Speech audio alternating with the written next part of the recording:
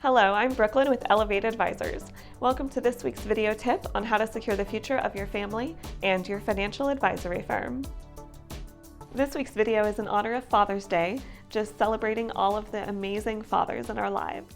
One thing to know about me is that my dad is a financial advisor, and before that he was an actuary, so very practical on his approach to teaching us about money, which was a huge blessing actually. I didn't realize how we advisors so infrequently pass on our financial knowledge to our kids. So my dad did that in two really good ways. The first way was with our allowance. To qualify to receive our allowance, we first had to be able to recognize and know how much each coin was worth. We then had to be able to calculate how much of our $2.50 allowance, based on percentages, would go into spending, giving, and savings, which is somewhat advanced math for someone in elementary school.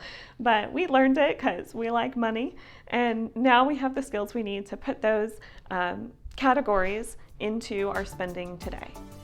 For kids, another way to teach them about money that can be fun is to play games that have money involved. And my dad actually collected quite a number of games about money, like Payday, where you have to make your paycheck last through the end of the month. And then there was Presto Changeo, where you had to calculate and make change for expenses. And then, of course, Monopoly and Life was a big favorite.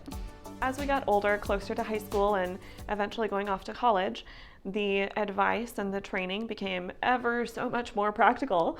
And we actually ended up doing our own FAFSA and doing our own taxes in college. He would have us visit the college campuses that we were going to apply to and see, okay, it costs this much, and seeing what we would be getting. What's the vibe of the campus, and is that something we wanted to spend our money on?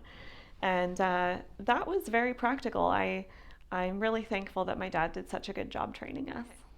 So if someone asks what you want for Father's Day this year, maybe you should say that you want to have a conversation about money. You can do any of the things that we talked about today, or maybe even just ask them, for older kids, what estate documents they have in place, or if they have life insurance.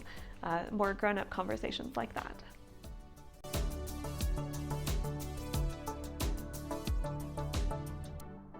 For more information on this topic, check out our blog at elevateadvisors.com. Make sure you subscribe below, and I will see you again soon.